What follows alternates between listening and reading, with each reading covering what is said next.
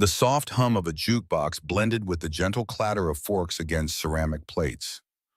Oakwood Diner, a cozy roadside spot nestled between a tire shop and a vacant storefront, glowed warm under its vintage neon sign. The red letter O buzzed intermittently, flickering in and out like a tired heartbeat. Jack Miller sat in the worn leather booth closest to the window, a steaming mug of black coffee in front of him. Across the table, his 4-year-old daughter Emily swung her legs freely above the floor. She wore her favorite yellow overalls dotted with oil smudges from earlier when she'd insisted on helping Daddy fix Mrs. Henderson's truck. The scent of maple syrup and sizzling bacon hung in the air while Emily carefully lined up sugar packets like toy soldiers, her little brow furrowed in concentration. Jack couldn't help but smile. These Friday nights had become their tradition, the reward after a long week of greasy knuckles and aching joints from working at the small garage he owned on the edge of town. For him, it was a breath of peace. For Emily, it was pure magic. Chocolate chip pancakes, whipped cream mustaches, and a waitress named Betty who called her sweetheart and snuck extra marshmallows in her hot cocoa. The bell above the door jingled, and Jack instinctively glanced up. Old habits from his Marine days still flickered like embers in the back of his mind. 3 men stepped in. Something about them didn't fit the rhythm of the place. Leather jackets, one with a torn sleeve, another with a faded snake tattoo slithering up his neck. They didn't take a seat. Instead, they scanned the room with eyes too sharp for comfort. Jack's gaze narrowed, but he quickly turned back to Emily, not wanting to startle her. She was now trying to build a tower from tiny creamer cups. "Hey, Daddy, do you think stars can see us from up there?" Jack chuckled. "I think they can, baby." Emily nodded solemnly. "Then I hope Mommy's star is really bright tonight." His smile faltered just a breath. He reached across the table and tucked a loose strand of hair behind her ear. "Me too." Betty arrived with their food, setting down a short stack of pancakes for Emily and a plate of hash and eggs for Jack. "Your usual. And don't worry," she whispered with a wink toward Emily. "I slipped her extra syrup." "Thanks, Betty." Jack's voice was warm, but his eyes kept drifting to the 3 men now standing at the counter, speaking to the cashier in low tones. One of them leaned too close. Jack noticed the cashier's discomfort. So did Betty, her smile fading as she glanced toward the counter. Outside, a cold wind swept leaves down the sidewalk. Through the window, the town of Oak Ridge looked peaceful. But inside the diner, tension settled like a draft under the door. Then she entered. A young woman no more than 30 stepped in hesitantly. She wore a plain blue dress, her dark hair pulled into a simple ponytail. She looked like someone trying not to be seen, eyes darting, posture guarded. Jack didn't know what made him notice her so sharply. Maybe it was the way her hands clutched her purse strap. Maybe it was how she immediately turned to leave only to be intercepted. The 3 men moved fast. One blocked the door, another took a step too close. The third spoke something low that made her flinch. Emily had stopped eating. Her big brown eyes were wide and fixed on the scene. She tugged gently at Jack's sleeve. "Daddy, Daddy, can we help her?" The words, soft as they were, landed like thunder. Jack looked at his daughter. The little girl who believed stars could see her, who believed pancakes were sacred, who believed in kindness because he had taught her that the world, though often broken, could still be beautiful. He turned back toward the 3 men. Time slowed, his heartbeat steady, not fast, not fearful, but focused. For years he had left behind the uniform, the noise, the violence. He had chosen a quiet life for Emily, but something stirred now. Not rage, not pride, purpose. He rose from the booth. The vinyl seat let out a small hiss of air, as if the very atmosphere recognized the shift. Emily watched silently, hands now still, her fork dropped unnoticed.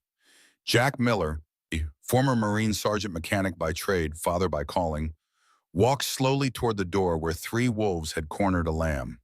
The diner hushed. The only sound was the low hum of the jukebox in the corner playing an old Johnny Cash tune and about walking the line. Jack didn't speak yet. He stopped a few feet away, standing between the woman and the men. His eyes calm, voice quiet but edged with steel. "She doesn't want trouble." The man with the snake tattoo smirked. "Ain't looking for trouble, Pops. Just having a conversation." "You should mind your own pancakes." Jack didn't blink. "My daughter asked me a question. I intend to answer it." The air changed. Snake tattoo reached toward his waistband but froze as Jack's hand moved first. Not for a weapon. He simply adjusted his stance. feet apart balanced. The kind of stance you only learn from years in combat zones. Please, the woman behind him whispered. That did it. Jack's voice dropped even lower. You're going to walk out of here now, all three of you, and you're going to forget you ever saw her. The silence was louder than any shout. Then slowly one of the men backed away. The second followed with a curse. Snake Tattoo glared, but Jack didn't flinch. Finally, he spat on the ground and stormed out. The bell above the door jingled again, and just like that, the danger passed. For a long moment, no one moved. Then the woman exhaled, trembling. Thank you. Her voice cracked. Jack nodded once. Then without another word, he turned back toward Emily. She looked up at him with eyes shining like her mother's. Daddy, you're my hero. He didn't reply, just ruffled her hair, sat down and picked up his fork. But he knew deep down everything had just changed. The snow had started falling by the time Jack tucked Emily into bed that night. Their small cabin sat at the edge of Oak Ridge, backed by quiet woods and fronted by a gravel drive leading to his modest auto shop. Warm light glowed from the front porch lantern, casting long shadows across the porch swing where Emily loved to nap in summer. Inside, the world was safe. Still. But in Jack's chest, the storm had already begun. He stood in the hallway, hand braced against the doorframe, watching Emily sleep. She had curled into her blanket, hugging her stuffed elephant, Mr. Trunks. Her breath was slow and even, her brow relaxed, a picture of peace. But the question she'd asked, just 6 simple words, echoed louder than any war cry he had heard in combat. Daddy, can we help her? It hadn't been a plea. It was a statement of belief. Belief in him and the world he had tried so hard to build for her, a world where kindness mattered, where right and wrong still held their lines. And when he looked at her in that diner so small and so sure, he knew he didn't have the luxury of staying on the sidelines anymore. He had taught Emily to be brave, not by yelling, not by preaching, but by showing up, fixing what was broken, listening more than speaking. But sometimes being brave meant standing up even when you'd rather disappear. The next morning broke cold and sharp. Frost kissed the edges of the garage windows as Jack flipped the sign to open. The air smelled of gasoline and pine, and the sound of distant crows echoed over the trees. He poured himself a cup of weak diner-style coffee and checked the schedule. Just 2 oil changes and a busted alternator. A quiet day, or so he thought. The rumble came first, deep, even powerful. Not the sputter of an old pickup or the whine of a rusted sedan. This was something else. 3 Rolls-Royce Phantoms pulled slowly into the gravel lot, their polished black exteriors gleaming even in the pale morning sun. The contrast was so stark it almost looked like a mirage, luxury amidst the dust and snow and cracked concrete. Jack put down his coffee, wiping his hands on a rag. The first car's door opened, and out stepped the woman from the diner. But today she was a different person entirely. Gone was the nervous girl in the blue dress. In her place stood a woman in a snow-white pantsuit tailored to perfection. Her dark hair was pinned neatly at her neck, and diamond studs shimmered just beneath her ears. She radiated calm confidence and power. Emily, who had followed Jack out in her puffy coat and rainbow rain boots, whispered, "Is she a princess?" The woman's eyes softened at the sight of the child. "No, sweetheart, not a princess, just someone very grateful." Jack stepped forward slowly. "You clean up nice." She laughed, a clear, effortless sound that danced in the cold air. "And you're just as direct as I remember. I like that." She extended a hand. "I'm Olivia Blackwell. My family owns Blackwell Motors." Jack didn't shake her hand right away. The name rang familiar. Blackwell Motors wasn't just any company.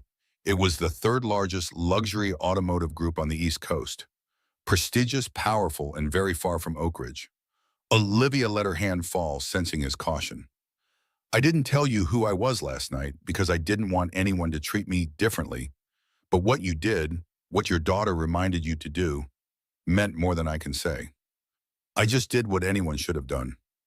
Jack's tone was flat but not cold. "That's where you're wrong. Very few people would have stood up, even fewer with a child sitting beside them." He paused. "Why are you here to say thank you properly?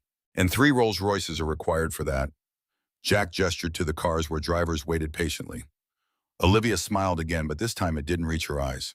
"They're not for show. I'm under surveillance. The men you saw last night, they work for a rival company. I'm in the middle of a legal and business war, and last night I walked into a trap." Jack's jaw clenched. They were trying to intimidate me, she continued. Force me to back out of a deal that would bring a manufacturing plant to this region. Jobs training programs. It's a big move and not everyone wants it to succeed. And you came here to offer me a job. It wasn't a question. I came here to ask if you'd be willing to partner with us, Olivia said. I need service partners across the region. Reliable local mechanics, people with integrity. He stared at her, blinking against the cold wind and the sheer audacity of the moment. I'm a small-town grease monkey with a 4-year-old in a 2-lift garage. And I'm a CEO with 3 cars and a debt of gratitude, she said gently. Don't sell yourself short. Behind him, Emily tugged at his hand. Can we help more people, Daddy? Olivia's smile turned wistful. Smart girl. Jack looked between them, his daughter's trusting eyes, Olivia's poised calm, and felt something shift in him, an old part of himself stirring. Not the soldier, not the mechanic, but the man who once believed he could build something better. Let me think about it, of course, Olivia replied. But I'll be back tomorrow, and I'd love to bring you both to Blackwell HQ just to see what this could mean. She turned to leave, her heels crunching lightly in the gravel. The 3 phantoms pulled away one after the other, disappearing down the snowy road like black swans fading into mist. Jack stood still for a long moment. Emily slipped her hand into his. Was that the girl from the diner? Yeah. Jack's voice was soft. But she's more than I thought. Emily nodded sagely. I think you're more than you think too, Daddy. Jack smiled, eyes glistening just a little. Yeah, kiddo, maybe. Jack had always known how to read a room. In war, it had saved lives. In the garage, it helped him tell when a client was bluffing about how long their check engine light had been on. But that night at the diner, he hadn't needed to read the room. He had felt it, like a pressure drop before a storm. Now, a full day later, he sat alone at his workbench, oil-stained hands idle, staring blankly at a disassembled carburetor he'd rebuilt a dozen times over. The gentle click of the wall clock was the only sound, and even that seemed loud in the stillness. He should have been exhausted. The garage had been busy after Olivia's visit. Word had spread fast in a town like Oak Ridge. Emily had spent the afternoon drawing race cars and asking if Miss Olivia could come back for pancakes. But Jack's mind was elsewhere, back in that booth, in that moment, hearing his daughter's voice just before everything shifted. Daddy, can we help her? He hadn't expected to stand. He hadn't planned to act. The Marine inside him, buried under years of grease and grief, had simply stepped forward like an old friend who hadn't forgotten his post. And when he did, the room had changed. He remembered the exact way each of the 3 men looked at him, not with fear, but with recognition. A knowing, a measure of caution only shown to those who had seen the same darkness they trafficked in. And he hadn't raised his voice. He hadn't needed to. He had learned long ago that strength didn't come from volume. It came from certainty, stillness, and the willingness to stand between danger and the innocent no matter what it cost. The sound of the front door creaking open brought him back. He looked up. Olivia Blackwell stepped into the garage this time without the entourage or the armored vehicles. Just her, a fitted gray trench coat, boots that clicked softly on the concrete hair pulled back in a low twist. She looked normal, elegant but quieter somehow. Jack stood and wiped his hands with a cloth. You're early. She glanced at the dusty clock. 15 minutes. I was curious if punctuality still mattered in a place like this. It does, just not as much as trust. Olivia nodded. Good answer. He gestured toward a folding chair near the workbench. She sat without hesitation, crossing her legs. He noticed the faint crease between her brows, less polished than yesterday, more human. You look tired, not unkindly. She gave a quiet laugh. You try negotiating with board members while dodging corporate espionage and hiding bruises from security threats. Jack didn't smile. I have, actually, just in a different uniform. They sat in silence for a beat. I looked you up, she said finally. Jack Miller, honorable discharge, Marine Sergeant, served 3 tours, lost your wife 3 years ago to cancer, moved here to raise your daughter alone, opened this garage with your military pension. He didn't flinch, and I realized I was right about what you don't belong here. He turned slowly. I chose to be here. Olivia's voice softened. I don't mean it as an insult. I mean that your life has outgrown this garage, whether you see it or not. Jack looked around at the dented toolbox, the faded calendar, the wall of photos. Emily's drawings taped beside pictures of his unit from another lifetime. I don't need more. Olivia leaned forward. Maybe not for you, but what about for her? That hit. Not like a punch, more like a ripple spreading through calm water. He said nothing. She continued, "This isn't just about a business proposal, Jack. I want your garage to become a hub part of a regional network of service centers for Blackwell Motors. But more than that, I want to use this partnership to launch a veteran job program. I want you to help me lead it." He blinked. "You want me to run a corporate veterans initiative? I want someone who knows what it means to serve, who doesn't just talk about loyalty, but lives it." Jack leaned against the workbench, arms crossed. "You don't know me. I know enough," she said gently. "You put yourself between me and danger without knowing who I was. That's the kind of person I want building something with me." Silence fell again, heavier this time. He thought of Emily, of the way her small hand fit into his, of her laugh, her trust. He thought of the men at the diner and how easy it had been for them to threaten someone who was simply trying to build something better. And he thought of Olivia, how behind the calm exterior he could now see something else: weariness, grit, and an odd flicker of hope. "I don't want to be anyone's hero." His voice was quiet. "Good," Olivia replied, "because I don't need a hero, I need a partner." He looked at her then, really looked, past the polished image, past the press releases and company logos. She wasn't some cold CEO. She was a woman trying to make something good in a world that often rewarded the opposite. And for the first time, Jack let himself consider the idea that maybe, just maybe, his quiet life wasn't the finish line. Maybe it was the starting point. Later that night, after Olivia had gone, Jack sat with Emily in the backyard, wrapped in blankets under a sky full of stars. She rested her head on his shoulder. "Daddy, you sweetheart, are we going to help her again?" Jack stared at the night sky, the stars clear and sharp above them. "Yes, I think we are." Emily smiled, eyes drifting closed. And for the first time in years, Jack Miller didn't feel like he was leaving something behind. He felt like he was walking towards something. The next morning began like any other. Sunlight filtered through the blinds in stripes, cutting across the kitchen table, where Emily sat swinging her legs and coloring on a flattened cereal box. Jack stood at the counter, brewing coffee, while the local radio played softly. The DJ's voice easy and familiar, like an old friend chatting about snowfall predictions and high school football scores. Emily looked up. "Daddy, can I bring Miss Olivia one of my drawings today?" Jack raised an eyebrow. "You planning on becoming her new designer?" Emily giggled. "No, I just want her to have something happy." He smiled, pouring her a glass of orange juice. "Then pick your best one." She held up a picture of a giant purple car with stars for wheels and a smiling stick figure behind the wheel. "This one, it's called Starlight Racer." "Perfect. Tell her it's a limited edition." The two of them shared a quiet breakfast, the kind that had become sacred in their little world. Full of unspoken comfort and the rhythm of healing, Jack never rushed mornings. He knew how fragile peace was and how long it took to build it back after war, after loss, after love was gone. But today something tugged at the edges of that peace. By 9:00 a.m., Jack was in the garage tightening the serpentine belt on an old F-150 while Emily sat on the workbench humming to herself. The sound of tires on gravel interrupted the morning air, and Jack stood upright, wiping sweat from his brow with the edge of his sleeve. A sleek white town car rolled up, not flashy like the Rolls-Royces from before, but polished, deliberate. The back door opened, and for the second time in 2 days, Olivia Blackwell stepped into his life. But this time she wasn't alone. A man followed behind her. Tall, trim, dressed in a navy coat, polished shoes, and a watch that cost more than Jack's entire toolkit. His smile was tight, too perfect. Jack's jaw flexed. "Mr. Miller," Olivia nodded warmly. "This is Andrew Pierce, my company's legal advisor and head of risk management." Pierce extended a hand.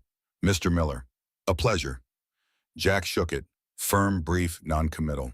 "What brings you both to the shop?" Olivia looked poised, but her voice had a hint of tension. "I wanted to walk you through the preliminary partnership documents and give you a tour of the regional facility. Thought it would be better in person." "And him?" Jack asked, glancing at Pierce. She hesitated. "Insists on being thorough." Pierce smiled again, but this time it was colder. "Standard protocol when dealing with sensitive expansion plans.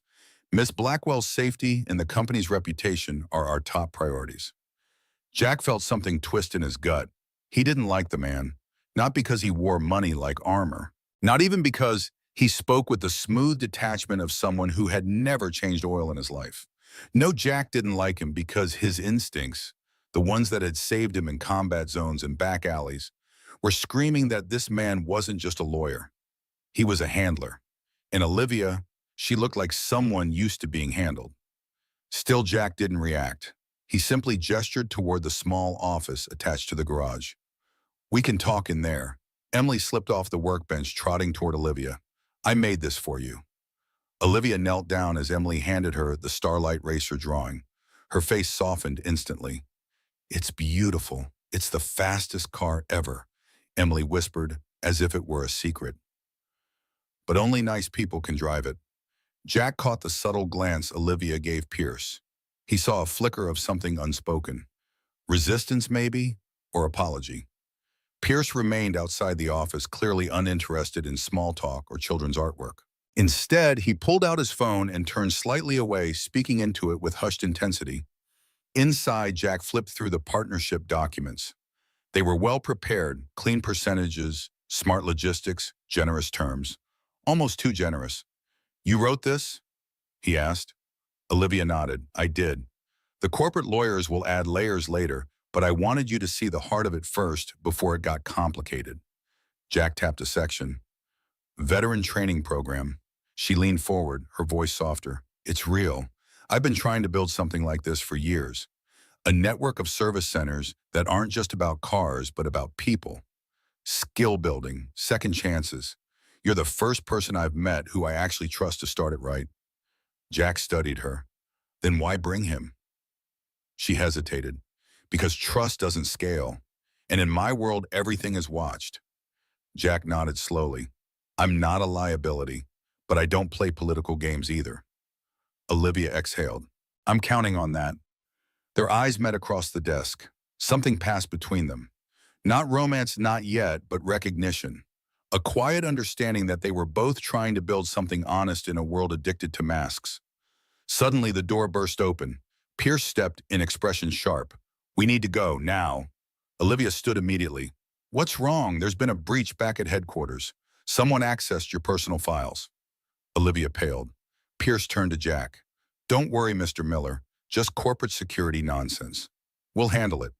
He started to usher Olivia out, but she paused, turning back to Jack. "I still want you to see the facility." "Tomorrow," Jack nodded. "I'll be ready." Emily waved from the corner. "Bye, Miss Olivia. Drive the racer safe." Olivia smiled, this time genuinely, and followed Pierce out. As the car disappeared down the road, Jack watched the dust settle. Something had changed. Olivia was clearly in deeper trouble than she let on. And Andrew Pierce wasn't just some lawyer. He was a man used to controlling situations. Jack had spent years following orders. But this time he wouldn't follow anyone blindly. Not even someone as compelling as Olivia Blackwell. Not when Emily's voice still echoed in his mind. Only nice people can drive it. The next morning, frost clung to the edges of the windshield like lace. Jack stood in the driveway brushing snow off his truck, as cold biting through his flannel sleeves. Emily was still inside finishing her oatmeal and picking out which of her 20 plastic bracelets matched her coat best. He looked up at the sky, pale gray heavy. Snow was coming again. Jack's world had changed twice in as many days, and part of him was still trying to catch up. Not to the money or the opportunity or even the 3 black Rolls Royces that had turned his gravel lot into something resembling a movie scene. No, what stuck with him was Olivia. Not the way she looked, though there was no denying she carried a certain impossible elegance, but the way she spoke. There was steel beneath her composure, a woman who had learned how to wear calm like armor. And now he couldn't shake the feeling that whatever she was building, it was more than just business. By mid-morning, Olivia returned without Andrew Pierce. She pulled up in a silver electric coupe, sleek and quiet, and stepped out in jeans boots and a navy wool coat that made her look almost ordinary. Almost. Emily, who had been helping Jack sort bolts by size, her idea of fun, lit up the moment she saw her. Miss Olivia knelt just in time to catch the flying hug, laughing as Emily nearly bowled her over. "Someone's got strong muscles. I ate 3 bites of broccoli last night," Emily announced with pride. Well, then I'd better be careful. Olivia smiled, rising to greet Jack. Jack wiped his hands and walked over.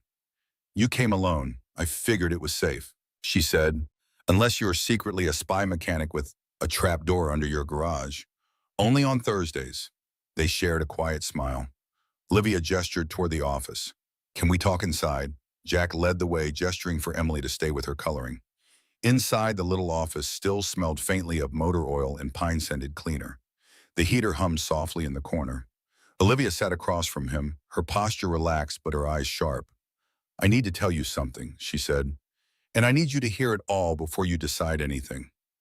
Jack nodded, saying nothing. Olivia took a slow breath. Those men in the diner, they weren't just random thugs.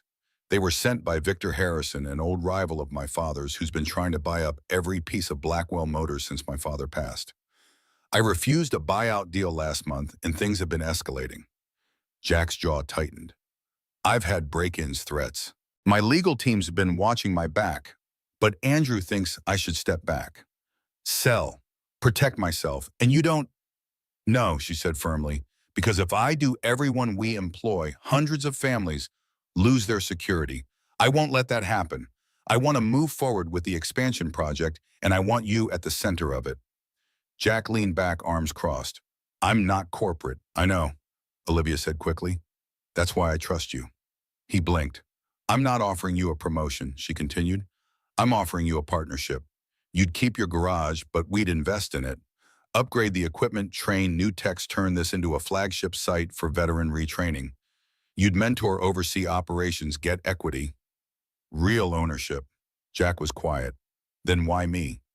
Because you're not after anything, she said. That's the rarest kind of person in my world.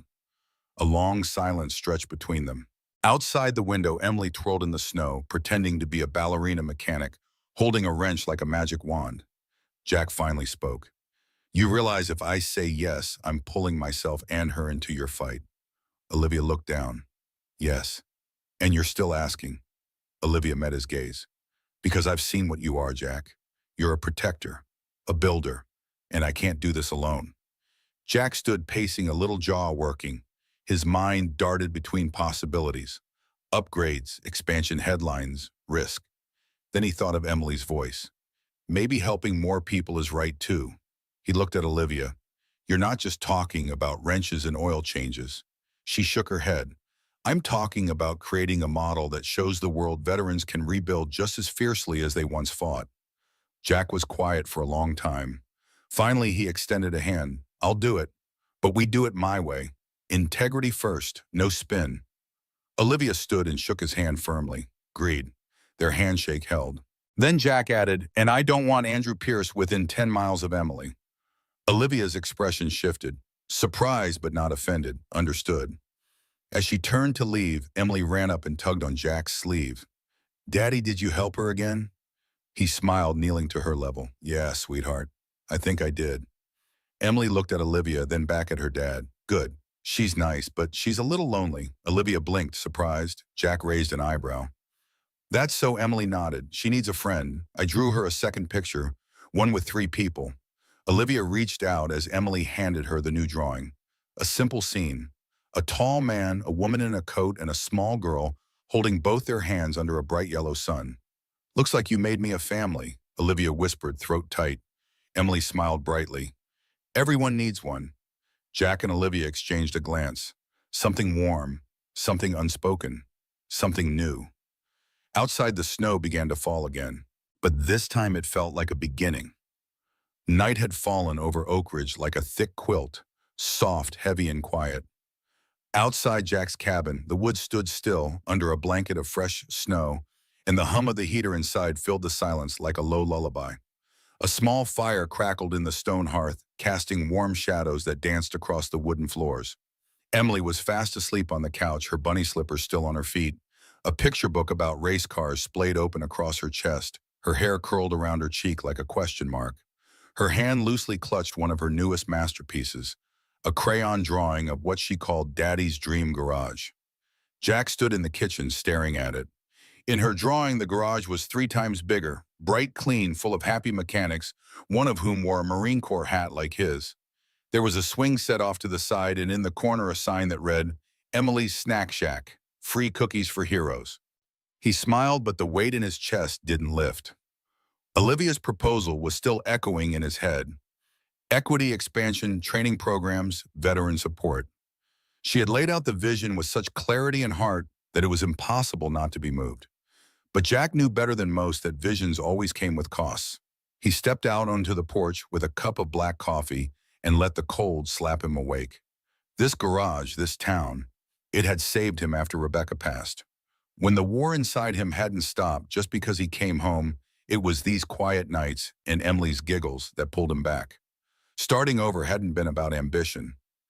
It had been about survival. Now here he was again, standing at another kind of crossroads. One path led to comfort, safety, predictability. The other to something bigger and riskier. He didn't fear change. What he feared was change that would take something away from Emily. Because at the end of it all, she was the only mission that mattered. The next morning, after pancakes and maple syrup, and Emily's very serious request that he wear the red plaid shirt because it makes you look like a boss, Jack took her to the garage early. The lot was quiet, blanketed in snow, but his mind was anything but. By mid-morning, he found himself standing at his workbench, staring at the same carburetor he hadn't finished rebuilding for 2 days. His hands moved automatically, but his heart wasn't in the bolts and valves. His thoughts were on what-ifs. What if this deal went south? What if Harrison's men came after him? What if the quiet life he'd built was a house of cards that would collapse under the weight of ambition? Daddy Emily stood in the doorway to the office, her hair a little messy, holding a peanut butter sandwich in one hand and her sketch pad in the other. Jack turned. "What's up, sweetheart?" She walked over and climbed onto the stool beside him. "You're being too quiet today," he chuckled. "Sometimes quiet helps me think." Emily nodded solemnly. "That's what Miss Betty says before she burns the toast." Jack laughed. "Well, I haven't burned anything yet." She tilted her head. "Are you thinking about Miss Olivia's big idea?" He paused. "I am. Are you going to say yes?" He sighed. "I don't know yet." Emily was quiet for a moment. Then she slid her sketch pad over to him. On the new page was a drawing of the two of them. He was holding a wrench. She was handing out cookies. Above them was a sign that read, "Helping makes hearts grow." Jack blinked. "Where'd you hear that? I made it up," she said proudly. "It just came out when I was drawing." He looked at her, the tiny freckles across her nose, the pure trust in her eyes. She didn't care about contracts or revenue or corporate risk. She just cared about people. "Daddy," she said quietly. Helping her was right. Maybe helping more people is right too. He looked down at the sketch again, and for the first time in hours, the tightness in his chest loosened. There would always be risk, always shadows in every new door. But maybe the point wasn't to avoid them forever. Maybe the point was to choose the shadows worth walking through, the ones that might lead to light. Jack nodded slowly. "You're right." Emily grinned as if that settled everything. Then serious again. "If we get a bigger garage, can I have my own cookie counter?" "We'll see," he said, tugging gently at her ponytail. But inside, a decision had already taken root. Not just about the business, about himself. For too long, he had defined safety as hiding from what hurt, from what might go wrong. But maybe growth, real growth, came from doing the hard thing anyway. That night, Jack stood in front of the mirror in his bedroom, staring at the man looking back. Not the tired mechanic, not the grieving husband, not even the former Marine. Just a father, a builder, a man who still had more to give. He picked up the old dog tags that hung from the nail beside the mirror. Worn, scratched, but solid, a piece of who he used to be. He wrapped them around his neck again. Not as a burden, but as a reminder.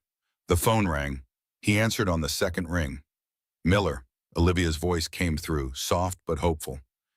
"Is this a bad time?" "Not anymore," he said. "I've made my decision." A beat of silence.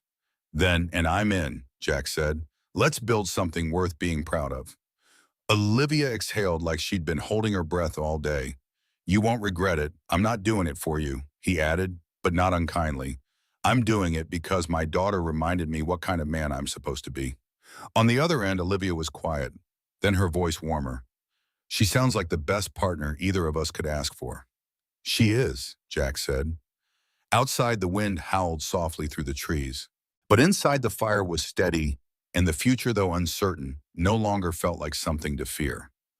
The following week arrived like the first true morning of spring, crisp, promising, and full of the quiet thrill of something just beginning.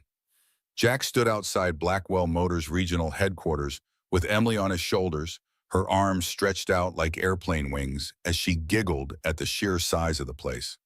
The building stood tall and sleek, all glass and steel, glinting in the mid-morning sun.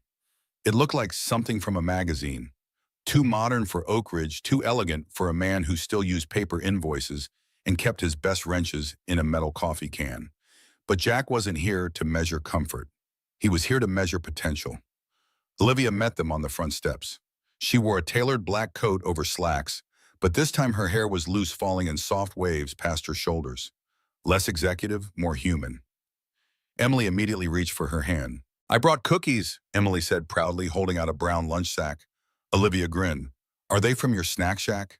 "Yes," Emily said seriously. "Only heroes get them." Olivia's smile softened. "Then I'm honored." Jack watched them as they walked inside together, a woman who had inherited an empire and a girl who ruled with crayons and cookie crumbs. He shook his head slightly, the corner of his mouth lifting. Life had a strange way of pairing unlikely people. The tour began in the main showroom where a handful of glossy custom-designed Blackwell vehicles sat gleaming under pendant lights. Emily immediately pressed her nose to the glass of a cherry red sports model. "This one goes zoom," she whispered. Olivia chuckled. "That's the Pegasus, 0 to 60 in 3.1 seconds. Jack raised a brow. "Does it come with booster seats?" She laughed. "We can make that happen." From there, they moved into the operations wing, a hive of movement and quiet purpose. Engineers in lab coats adjusted engine specs. Designers clustered around 3D prototypes. Technicians moved silently through the maintenance base, running diagnostics with tablet screens and gentle precision. It was a far cry from the squeaky creepers and duct-tape toolboxes of Jack's garage.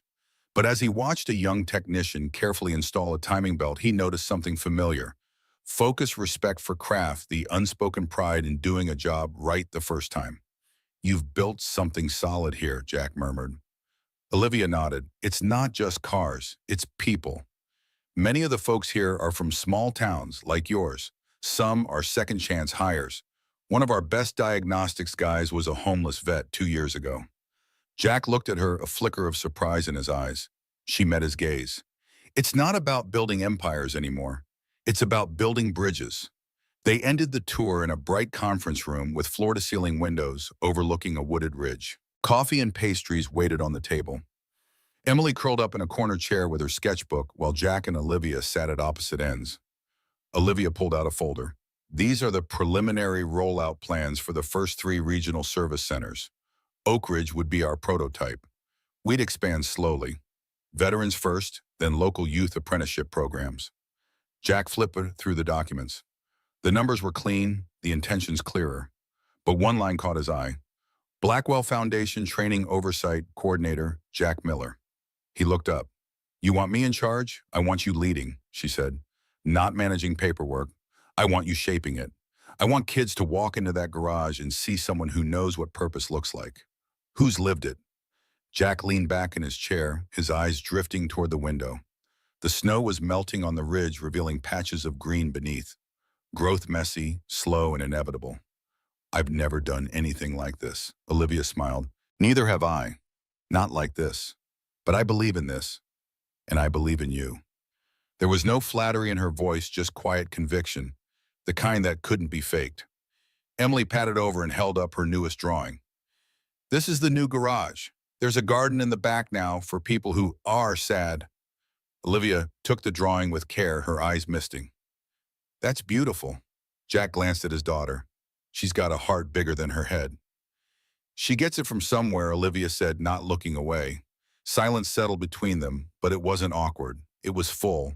The kind of silence that only exists when 2 people realize they've crossed an invisible threshold.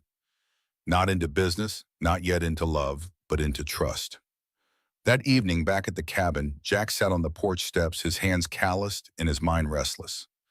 Emily was asleep inside, curled up with Mr. Trunks and dreaming of race cars and garden garages. He looked up at the sky. He'd been taught to see risk like a soldier, identify, assess, neutralize. But now he saw risk as something else, a bridge not between enemies, but between what was and what could be. 3 weeks later, the transformation began. Jack's modest garage buzzed with activity as contractors installed new equipment, diagnostic computers, hydraulic lifts, specialized tools that had only existed on his wish list before now. The Blackwell logo, sleek and understated, appeared on the front signage alongside Miller Edo, a visual promise of partnership, not takeover. Olivia had been true to her word.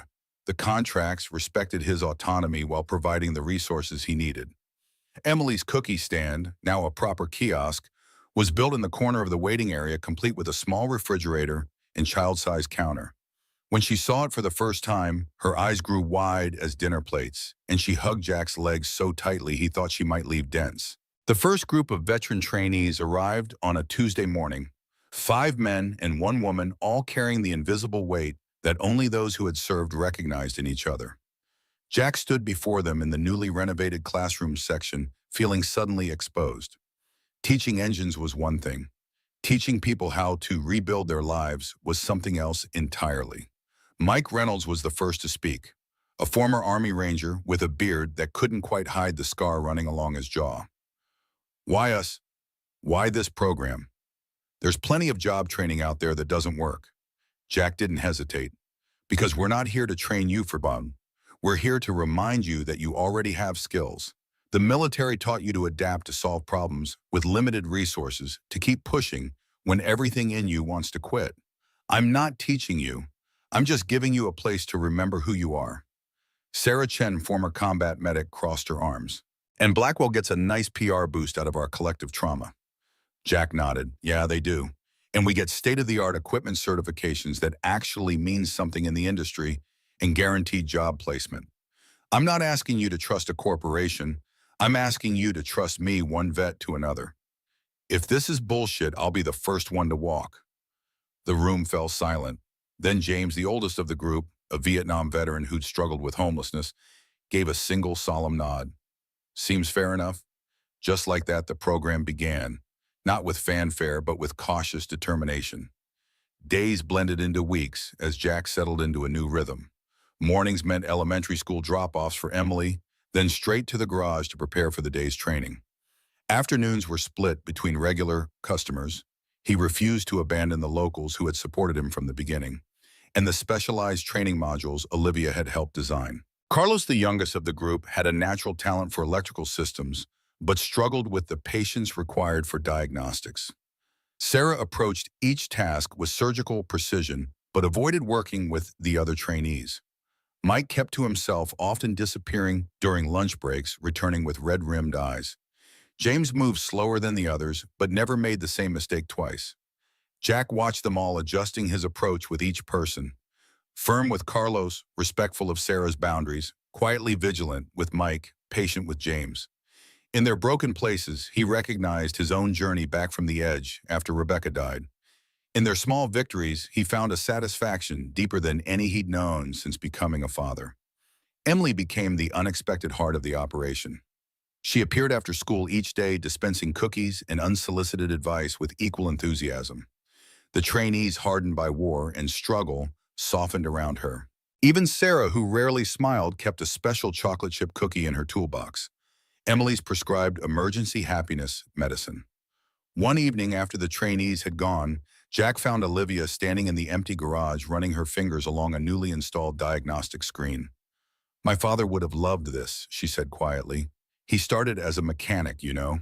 Before he built Blackwell, he always said he never felt more honest than when he was fixing engines. Jack leaned against a workbench, wiping grease from his hands. Why didn't you tell me that before Olivia turned moonlight from the high windows catching in her hair?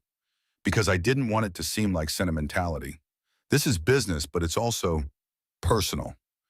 Harrison knew that about my father too. That's why he's so determined to take this company apart.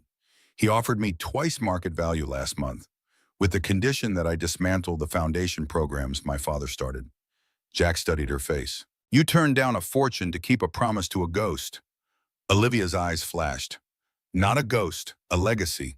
There's a difference, Jack nodded slowly. Then let's make sure it was worth it. The first threat came 3 days later. Jack arrived early to find the garage door spray-painted with a single word, sellout. He had it cleaned before any of the trainees arrived, but the message lingered in his mind. Someone was watching. Someone didn't like what was happening here. He didn't mention it to Olivia. She had enough battles to fight in the corporate boardrooms. This was his territory to defend. The second warning was less subtle. A formal letter from the town zoning commission, suddenly questioning whether the garage's new activities violated local ordinances. The timing was too convenient to be coincidence. Jack took the letter to his old friend, Police Chief Robert Davis. Robert whistled low as he read it. This has Harrison written all over it. He's got connections everywhere, even in a town this small. What are you mixed up in? Jack explained the partnership, the training program, and the transformation of his modest garage into something that might actually make a difference. Robert listened, his weathered face unreadable, until Jack finished. You know I'm always in your corner, but you're swimming with sharks now. These corporate types, they don't fight fair. They hire people who make problems disappear. I'm not exactly a stranger to combat, Jack reminded him. Robert leaned forward, elbows on his desk. Different kind of war. In this one, the enemy wears suits and smiles at your daughter while planning to burn everything you care about to the ground. Just watch your six. And maybe install some security cameras. Jack took the advice. That night, he mounted surveillance equipment at every corner of the garage, connected to an alert system on his phone. As he worked, Mike unexpectedly appeared, offering to help. I know a thing or two about perimeter security. Mike said, his voice casual, but his eyes constantly scanning. Did 3 tours as a combat engineer before Rangers. Jack handed him a drill without comment. For the next 2 hours, they worked in companionable silence, each recognizing in the other the heightened vigilance that never quite leaves a soldier's system. When they finished, Mike stepped back, surveying their work. Anyone who tries to mess with this place is in for a surprise. His voice was flat, but there was something underneath, a flicker of the same protective instinct Jack had felt at the diner. The following week, the program hit its first major obstacle. Andrew Pierce arrived unannounced during a training session, accompanied by 2 Blackwell board members, an older man with steel gray hair and a younger woman whose expression suggested she'd rather be anywhere else. Jack had just finished demonstrating an advanced diagnostic technique when Pierce's voice cut through the garage. Impressive setup, Mr. Miller. I see our investment is being put to good use. The veterans tensed collectively in automatic response to the intrusion.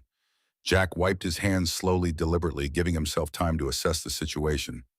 Mr. Pierce, this is unexpected. Pierce smiled thinly. Just a routine check-in.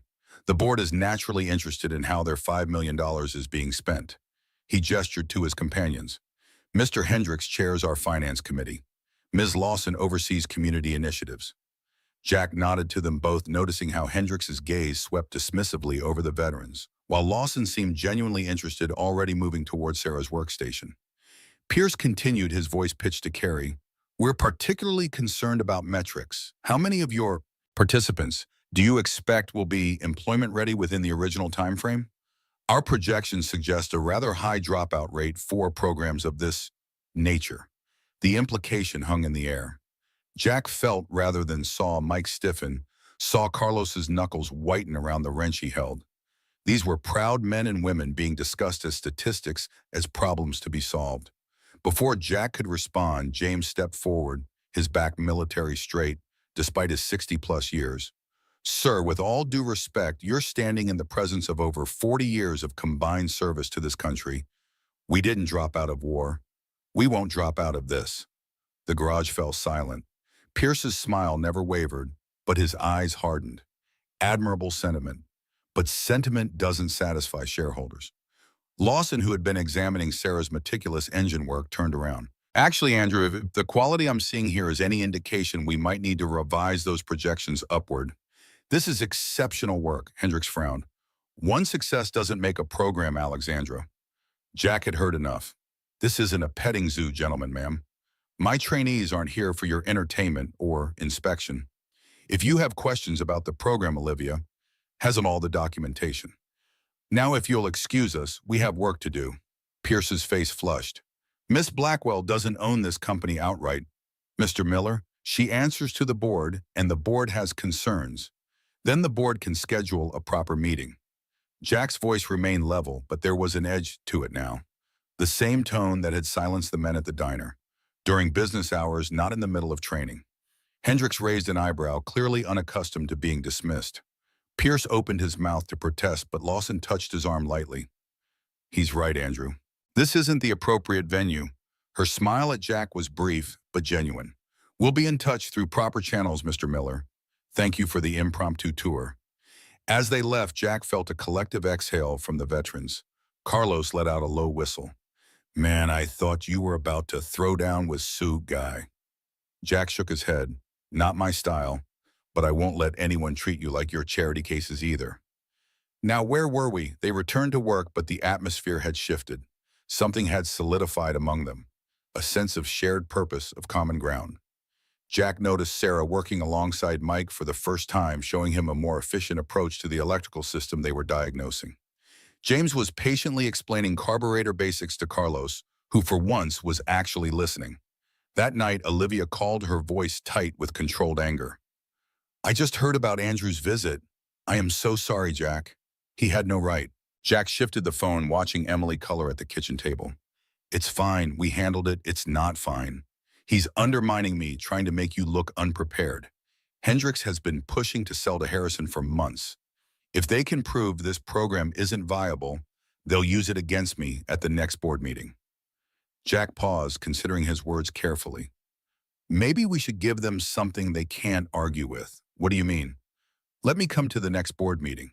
Bring some of the trainees. Show them what we're actually doing, not what Andrew says we're doing. Olivia hesitated. Board meetings can be brutal, Jack. These people eat facts and figures for breakfast. They don't care about personal stories. Then we'll give them numbers too. Certification progress, skill assessments, projected employment. Timelines. But they need to see the people behind the spreadsheets. That's the only way this works. The line went quiet for a moment. Then, okay. The meeting's next Thursday. I'll set it up. After they hung up, Jack sat at the table beside Emily, who pushed a crayon toward him without looking up. You look like you need to color Daddy. It helps when you're thinking too hard. He smiled, accepting the purple crayon. That obvious, huh? Emily nodded wisely. Your forehead gets all scrunchy, like when the sink was leaking and you said those words I'm not supposed to repeat. Jack laughed, the tension in his shoulders easing slightly. He began coloring absently on the edge of Emily's paper. Just simple geometric shapes, nothing artistic. His mind was already building a strategy for the board meeting, weighing which trainees would make the strongest impression, what data would be most compelling. Emily studied his purple squares with critical concentration.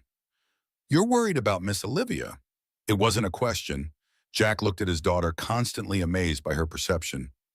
A little bit. Some people at her company don't like our garage project. Emily frowned, adding yellow sun rays around one of Jack's squares, transforming it into something brighter. But we're helping people. That's good business. Jack stared at her. Out of the mouths of babes, as Rebecca used to say. Good business. That was exactly the angle they needed. The board meeting preparation consumed the next week. Jack selected Mike and Sarah to accompany him, Mike for his technical brilliance, Sarah for her precision and professionalism. They spent evenings after training, compiling data, practicing responses to potential questions, even discussing appropriate attire. Jack found himself unexpectedly emotional watching these warriors prepare for a different kind of battle. One fought with words and presence rather than weapons. On the morning of the meeting, Emily insisted on making good luck cookies for everyone. She carefully packed them in individual bags labeled with each person's name, including special ones for the board people with extra sprinkles, so they remembered to be nice. Jack wore the only suit he owned, the one from Rebecca's funeral, now slightly too loose from years of physical labor. Sarah arrived in a crisp pantsuit that transformed her from mechanic to executive in an instant. Mike had cut his beard and wore a tie that couldn't quite hide his discomfort, but his eyes were clear and determined. They met Olivia at Blackwell headquarters 30 minutes before the meeting. She looked different today, armor-plated in an impeccable gray suit, hair pulled back severely, expression carefully neutral. But when she saw them, something in her face softened. Thank you for doing this. Her voice was quiet, meant only for Jack. He nodded once. Let's show them what real investment looks like. The boardroom intimidated by design. All dark wood and leather windows overlooking the city skyline, a massive table that separated power from supplication. 12 people sat waiting.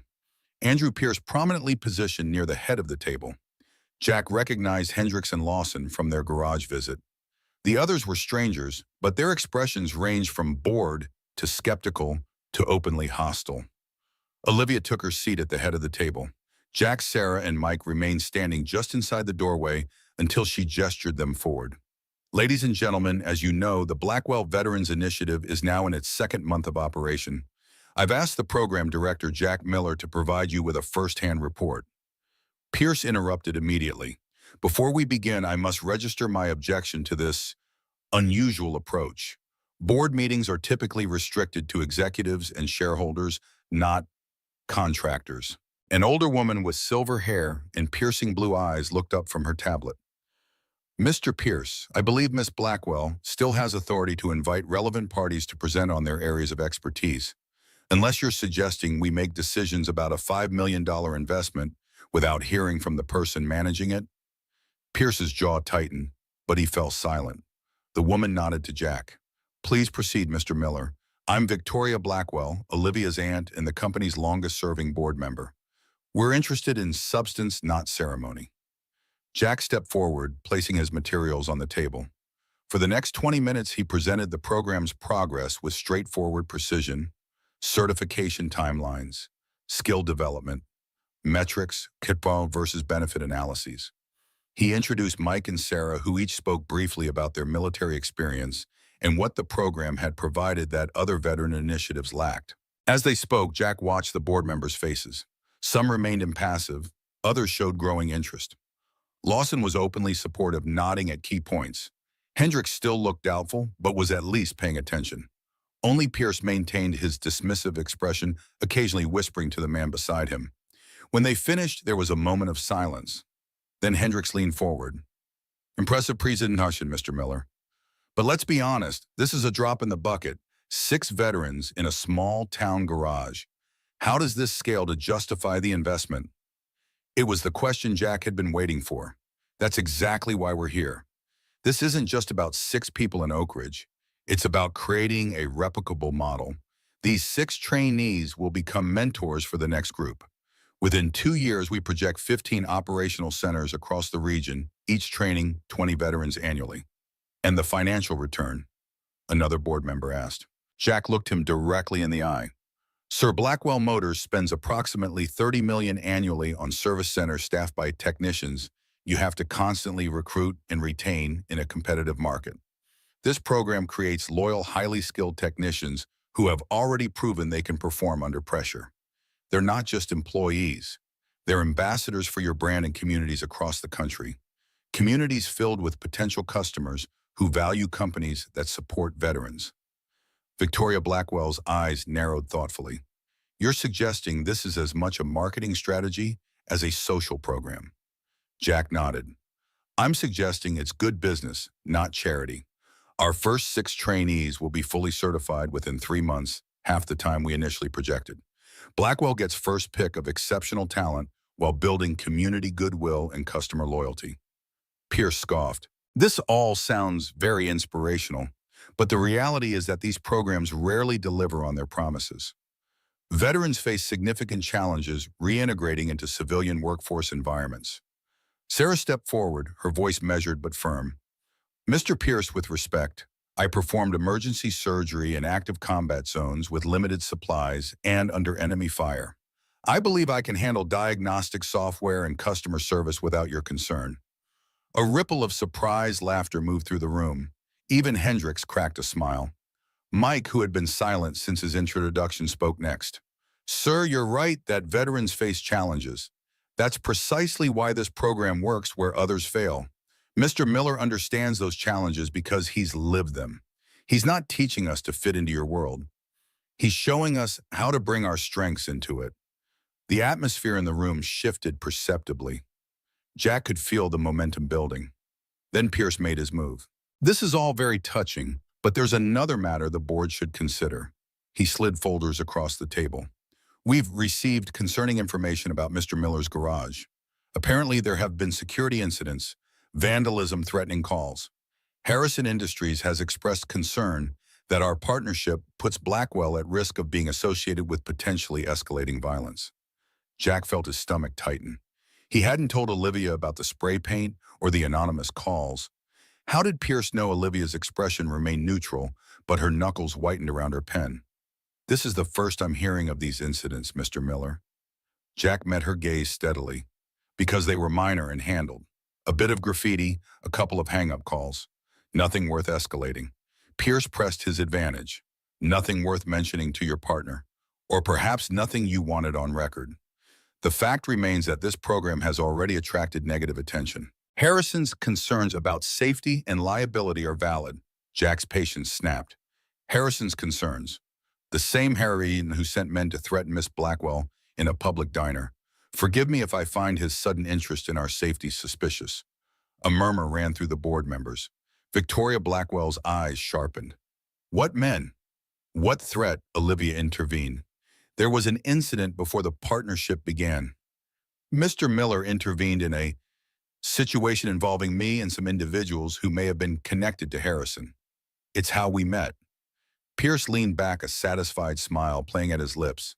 So this entire program, this $5 million investment, stems from a personal debt of gratitude. How very sentimental, Olivia. The room temperature seemed to drop 10 degrees. Jack watched Olivia's face, saw the moment when something in her snapped. Not toward weakness, but toward absolute clarity. My father built this company from nothing, Andrew. She stood slowly, her voice low but carrying to every corner of the room. He started with one garage, not unlike Mr. Miller's. He believed that business had a responsibility to the communities it served. That profit without purpose was hollow. This program isn't sentimental. It's strategic. It builds skilled workforce, creates brand loyalty, and fulfills our corporate social responsibility in one initiative. If you can't see the value in that, perhaps you are on the wrong board. Pierce's smile vanished. The veiled threat hung in the air. He wasn't just questioning the program anymore. He was challenging Olivia's leadership. Victoria Blackwell cleared her throat. I believe we've heard enough for today. Mr. Miller, Sergeant Reynolds, Lieutenant Chen, thank you for your presentation. The board will discuss this matter privately now. As they were escorted out, Jack caught Olivia's eye one last time. She gave him the smallest of nods. Not defeat, not victory, just acknowledgement of the battle they joined together. Outside the boardroom, Sarah exhaled sharply. That Pierce guy is a piece of work. Mike nodded. He's not just opposed to the program. He wants Olivia out. Jack remained silent, his mind racing through the implications.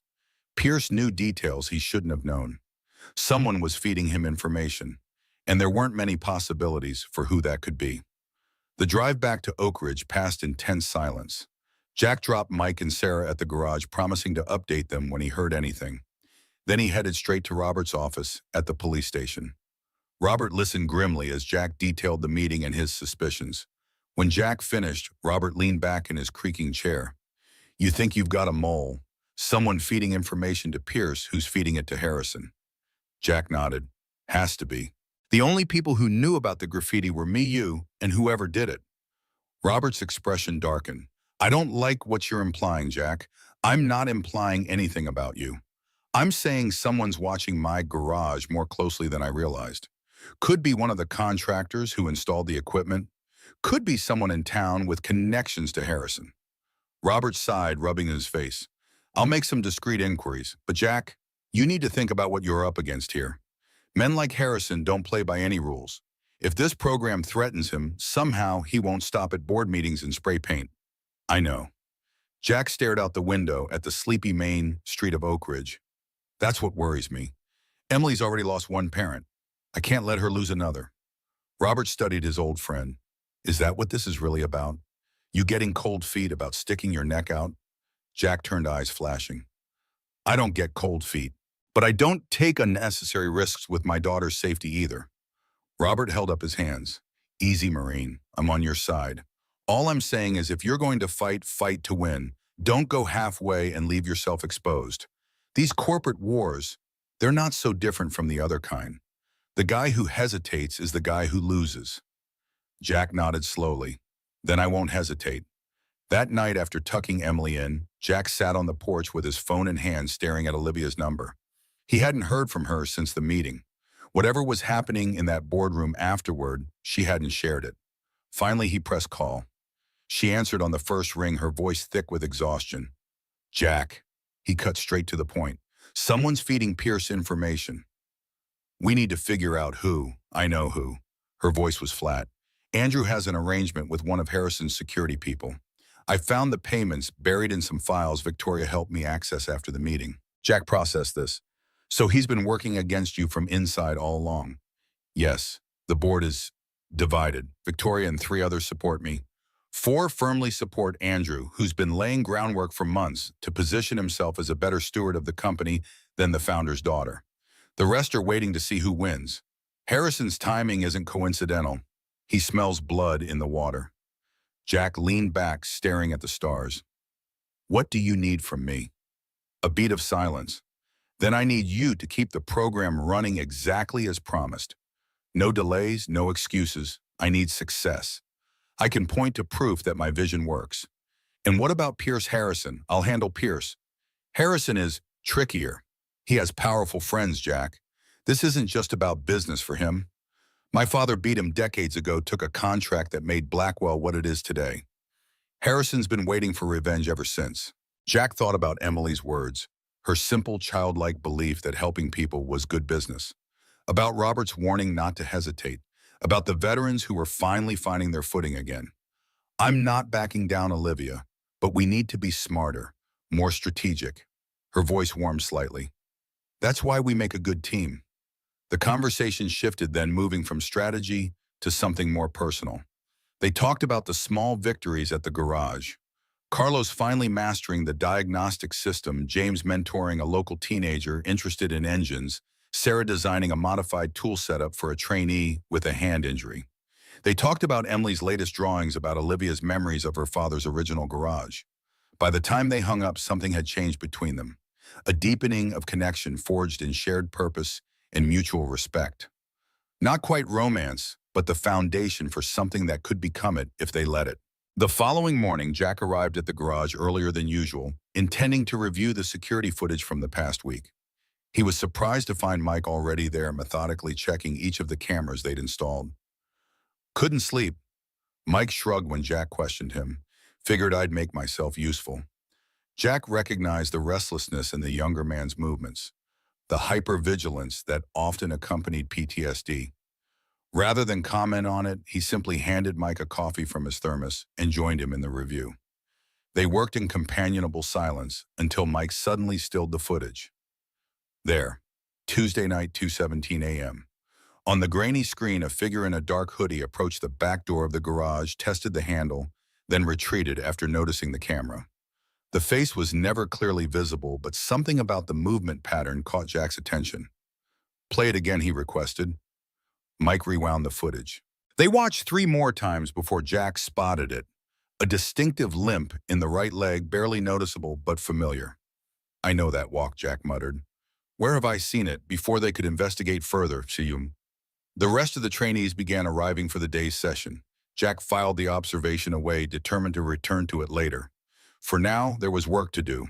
Lives to rebuild, skills to sharpen, a program to prove viable. As the day progressed, Jack found himself watching his trainees with new eyes, not just assessing their technical progress, but looking for signs of who they were becoming beyond the garage. Sarah, who had barely spoken to anyone in the beginning, was now explaining a complex electrical system to 2 local high school students who had stopped by out of curiosity. Carlos had developed a system for organizing tools that even Jack had to admit improved workflow. James had become the quiet heart of the group, his steadiness calming the others on difficult days. And Mike was still a riddle. Brilliant with engines, vigilant to the point of paranoia about security, but distant from the others.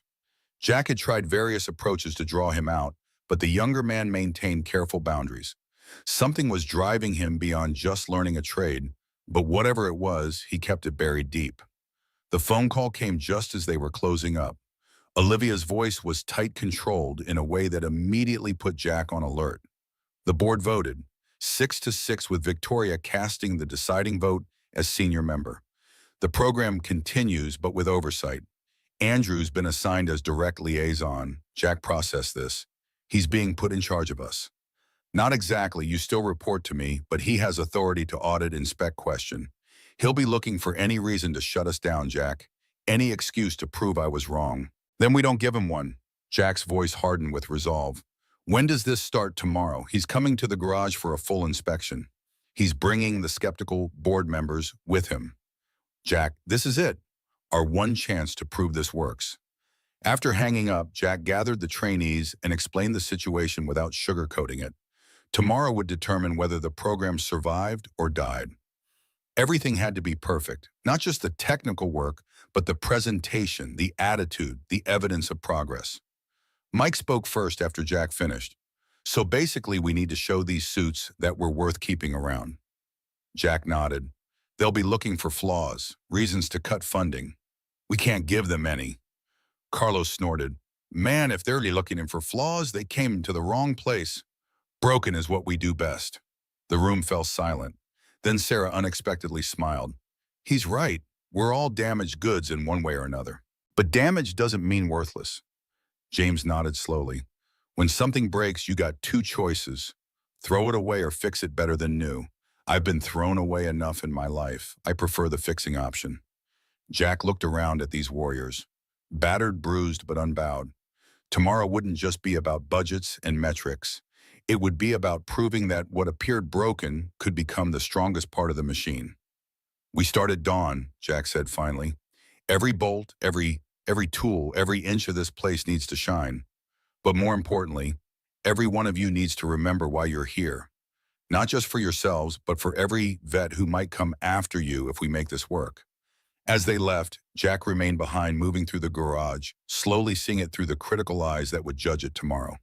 The equipment was state-of-the-art, the trainees were progressing ahead of schedule, the business model was sound. But would it be enough against someone determined to find failure? His phone buzzed with a text from Olivia. Whatever happens tomorrow, I believe in what we're building. Jack stared at the message for a long moment, then typed back, so do I, and that's why we won't lose. The battle lines were drawn. Tomorrow would determine not just the fate of the program, but of everything Jack had come to believe in since that night at the diner. That second chances were possible, that broken things could be remade stronger, that the quiet life he'd built for Emily could expand to include purpose beyond survival. He glanced at the security monitors one last time before leaving the image of the limping figure still nagging at his memory. There was a connection there, something important he was missing. But that mystery would have to wait. Tomorrow's war demanded all his focus now. Jack locked the garage and stepped into the cool night air, determination settling over him like armor. They wanted a fight, fine. He'd give them one they wouldn't forget. Dawn broke over Oak Ridge with an unforgiving clarity, painting the garage in harsh relief against the pale morning sky. Jack had arrived before sunrise, reviewing their preparations one final time. Today wasn't just another inspection, it was Judgment Day. The veterans had transformed the space, not a tool out of place, not a speck of dust on the diagnostic equipment, every detail meticulously planned. This wasn't just a workplace anymore. It was a fortress they were prepared to defend. Mike appeared first, dark circles under his eyes, suggesting he hadn't slept. When Jack asked, the former ranger just shook his head. Been reviewing those security tapes again. Something about that guy with the limp feels familiar. I can't place it, but it's bugging me. Jack nodded, filing the information away. Mike's hypervigilance was both a blessing and a concern. Since installing the security system, he'd become increasingly watchful, checking the cameras multiple times daily. Jack had noticed how Mike tensed whenever Harrison's name came up in conversation, his jaw tightening in a way that suggested more than just general distrust. Sarah arrived next, her usual ponytail replaced by a neat bun, wearing a pressed button-down shirt that couldn't quite hide the military bearing in her posture. Carlos and James followed shortly after, both uncharacteristically silent, both carrying the weight of what today meant. Emily had insisted on coming too. She wore her official helper apron over a blue dress, her hair in two careful braids Jack had fumbled through before breakfast. She took her position behind her cookie counter, arranging her treats with surgical precision. When Jack questioned whether she should be in school, She fixed him with Rebecca's exact, determined stare. They're coming to decide if our garage family gets to stay together. I need to be here. He couldn't argue with that logic. They arrived at precisely 10 a.m. Andrew Pierce leading the procession like a general surveying enemy territory. Behind him came Hendricks, two other board members Jack recognized from the meeting, and surprisingly, Victoria Blackwell herself. No Olivia. Jack felt her absence like a missing gear in a well-tuned engine. Emily spotted them first. They're here, Daddy. Remember to smile like you mean it. Jack squeezed her shoulder gently before stepping forward to greet the delegation. Welcome to Miller Auto and Blackwell Training Center. We're ready for your inspection. Pierce didn't bother with pleasantries. We'll need to see all certification progress records, financial expenditures, and training outcomes. I understand you've claimed accelerated timelines. Will require verification.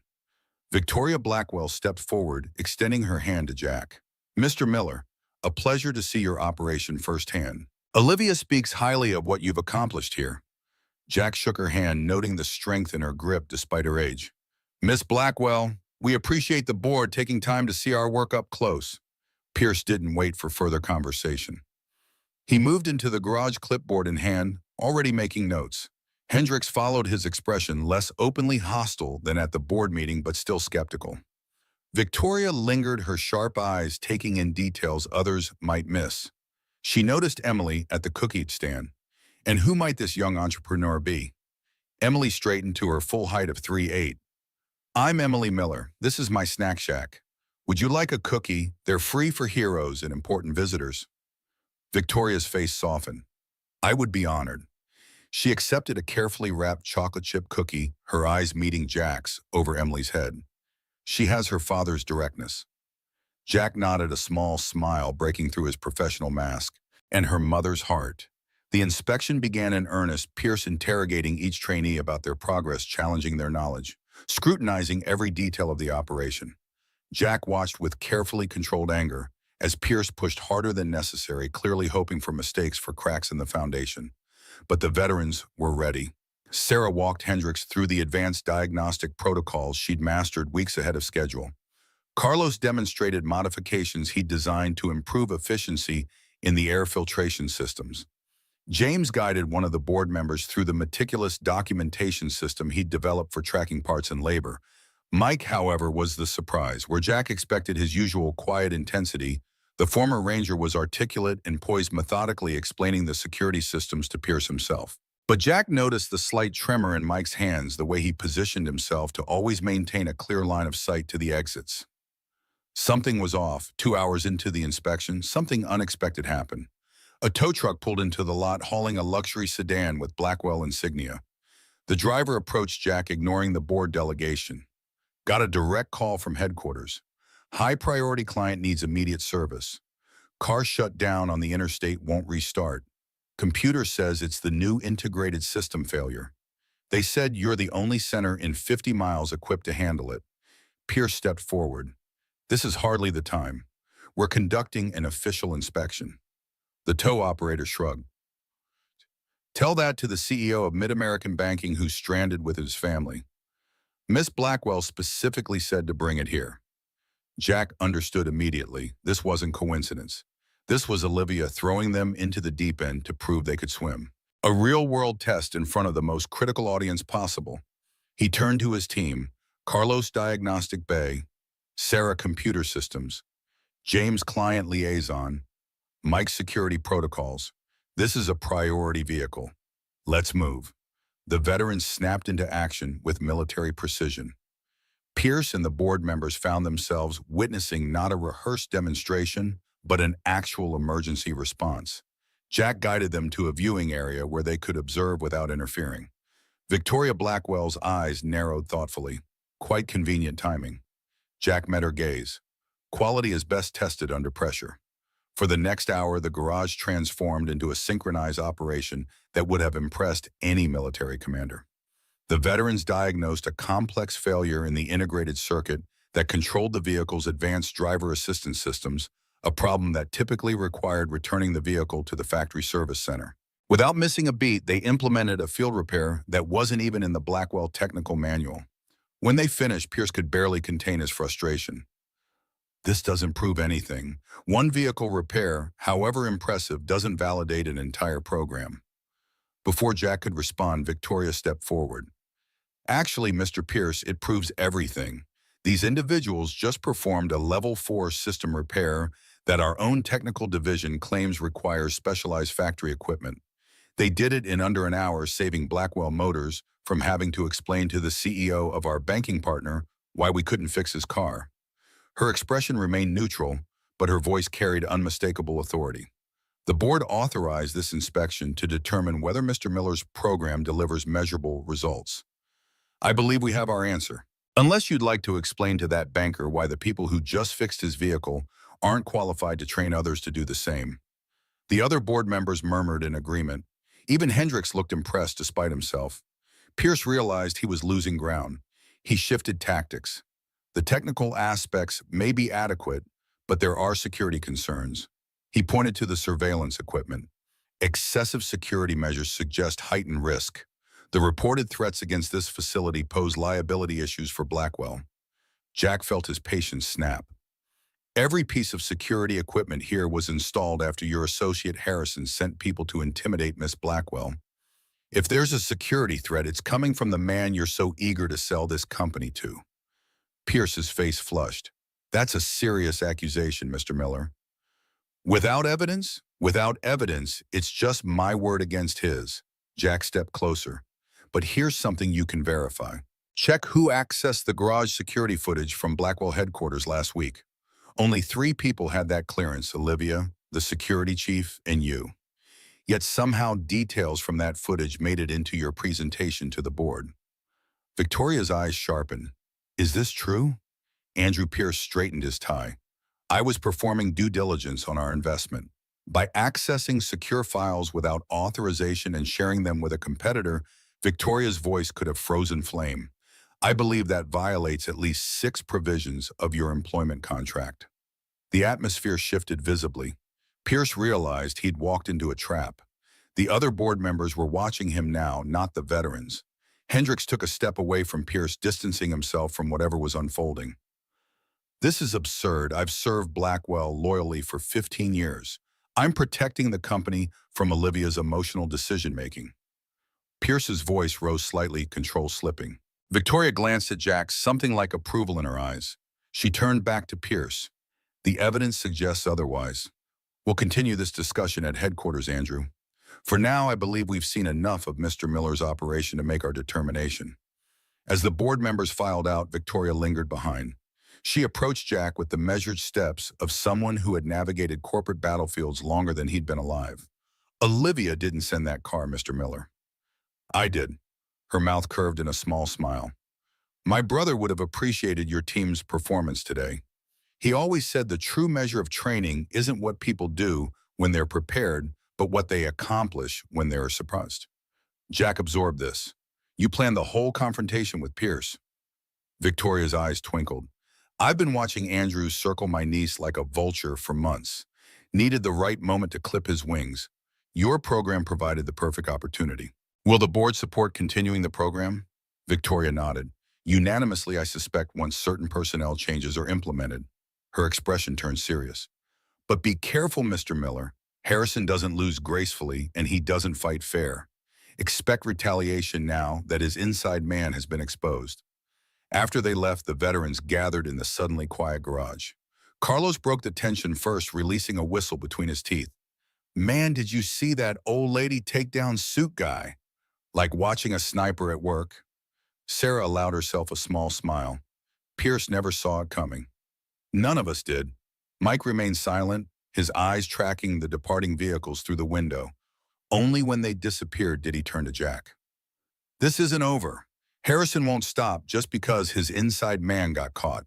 His voice had an edge Jack hadn't heard before, not just caution, but something that sounded like personal knowledge. Jack studied Mike more closely. You sound like you know Harrison. Mike's eyes darted away. Not directly, but I know his type. Mike hesitated, then added, There's something I need to check on the security footage. The figure with the limp, I think I might know who it is. James, who had been quietly observing, finally spoke. In Vietnam, we had a saying, winning one battle doesn't end the war, but it sure improves the odds for the next one. His weathered face creased in a rare smile. Today was a good battle, Jack. Emily approached, holding her nearly empty cookie tray. Does this mean our garage family gets to stay together? Jack lifted her onto his hip, ignoring the twinge in his back. It means we get to keep helping people, sweetheart. And that's always worth fighting for. The phone call from Olivia came that evening after Emily had gone to bed. Jack sat on the porch steps watching darkness settle over the trees when his cell phone lit up with her name. I just left the emergency board meeting. Her voice carried a lightness he hadn't heard before. Andrew's been terminated effective immediately. Victoria had evidence he'd been feeding information to Harrison for months. Jack leaned back against the porch post. Your aunt is a formidable woman. She's the best of us. Olivia paused. The board unanimously approved expanding the program, Jack. Full funding for 3 years with options to establish 10 additional training centers. They want you to oversee the entire Veterans Initiative. Jack absorbed the magnitude of the opportunity settling over him. That's a lot more than a small-town garage operation. It is. You'd need to travel, hire staff, develop curriculum. Olivia's voice softened. It would mean significant changes for you and Emily. The silence stretched between them, filled with unspoken questions. Finally, Jack voiced the one that mattered most. Why me, Olivia? There are people with corporate experience with degrees in this kind of thing. Because they know the theory. You know the truth. Her voice carried absolute conviction. Veterans don't need another program designed by people who've never served. They need someone who understands that rebuilding a life is different from building one from scratch. That's you, Jack. That's always been you. After they hung up, Jack remained on the porch, turning the opportunity over in his mind. The scope of it both exhilarated and terrified him. It meant stepping fully out of the quiet life he'd built, becoming visible in ways he'd avoided since leaving the service. It meant Emily would grow up differently than he'd planned. It meant risk. But it also meant purpose on a scale he'd never imagined.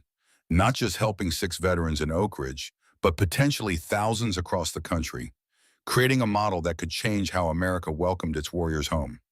His thoughts were interrupted by Mike's truck pulling into the driveway, headlights cutting through the darkness. Mike stepped out, his movements tense, purposeful. He climbed the porch steps without a greeting. We need to talk. I know who's been watching the garage. Inside, Mike spread surveillance photos across the kitchen table. The figure with the distinctive limp appeared in several frames, barely visible in the shadows. His name is Thomas Reed, former Delta, then private contractor. He's Harrison's head of security. Mike's voice was flat, clinical, as if delivering a mission briefing. I served with him briefly in Afghanistan before he went private. Jack studied the grainy images. How certain are you? Mike met his gaze directly. 100%. And that's not all. He reached into his pocket and placed a small electronic device on the table. I found this under the main diagnostic computer. It's a remote access module, military grade. Someone's been accessing our systems, monitoring everything we do. Jack felt ice form in his veins. Harrison wasn't just trying to shut them down through corporate channels. He was gathering intelligence, planning something more direct. How long has it been there? Mike's jaw tightened. Based on the access logs since the expansion began. Someone came in with the construction crew. Jack's mind raced through the implications. The security cameras, the threatening graffiti, and now this active surveillance inside their facility.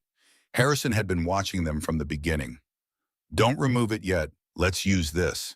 Jack pulled out his phone to call Robert, but it lit up with an incoming call from a blocked number. Against his better judgment, Jack answered, putting it on speaker. Impressive operation you have built, Miller. The voice was smooth, cultured, with the faintest edge of condescension. Victor Harrison, I presume. How did you get this number? A light chuckle came through the speaker. I make it my business to know everything about people who interfere with my plans. And you, Sergeant Miller, have become quite the interference. Jack kept his voice steady. What do you want, Harrison? Direct. I appreciate that. Harrison's tone hardened slightly. What I want is simple. Blackwell Motors. It should have been mine 20 years ago before Howard Blackwell stole my technology patents. His daughter is continuing in the family tradition of theft, stealing my market share with this veterans program publicity stunt. It's not a publicity stunt. Jack's grip tightened on the phone. No. Harrison's voice dripped with mock surprise. Then why is she preparing to announce a public offering next quarter, using the success of your program to boost the initial valuation? Did she not mention that part of her grand vision? Jack kept his expression neutral, aware of Mike watching him. Even if that's true, it doesn't change what we're accomplishing here. Noble sentiment. Harrison sighed theatrically. Unfortunately, nobility doesn't protect against reality.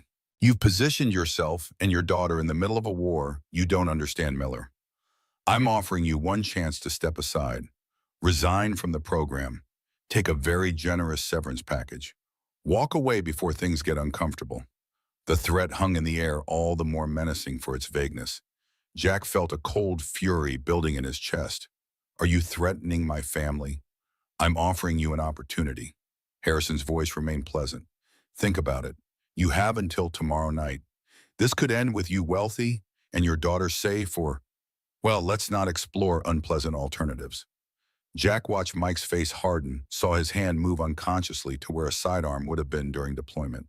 He caught Mike's eye and gave a small shake of his head. We're not interested in your offers, Harrison. This program continues. There was a pause on the line. A shame. Then perhaps your star trainer would like to explain Operation Shadowfall to your veterans. I imagine they'd be quite interested to hear how Sergeant Reynolds froze during extraction, leaving 3 men to die. Mike went absolutely still, color draining from his face.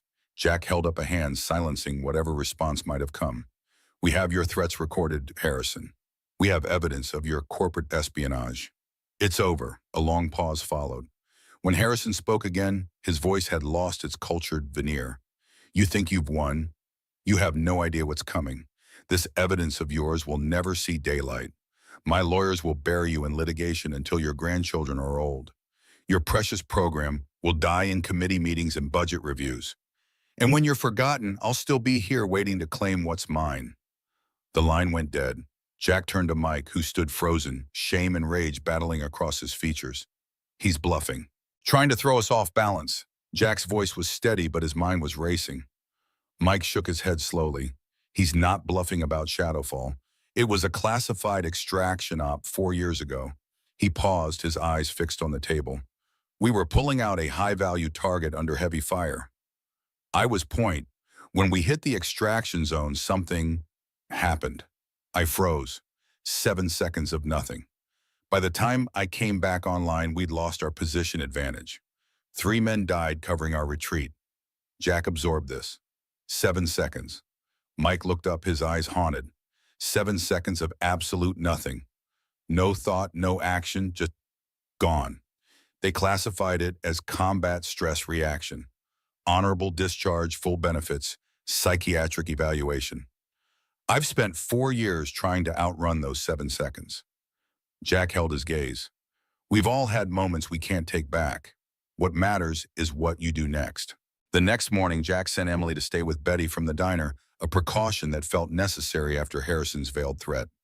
Robert arrived at the garage with a cybersecurity expert from the state police.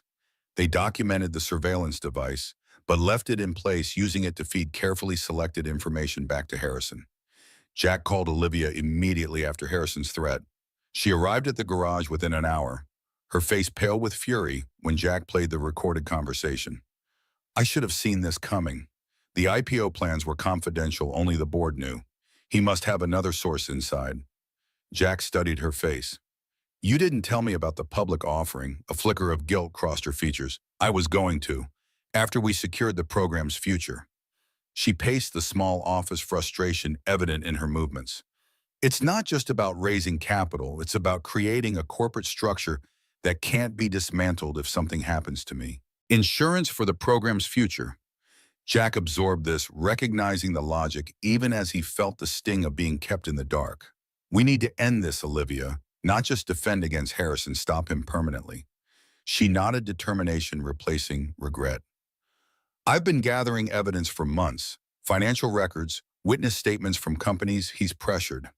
But it's not enough for criminal charges. He's too careful.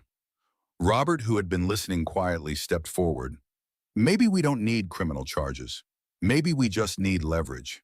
His eyes gleamed with the cunning that had made him an effective small-town police chief for 20 years.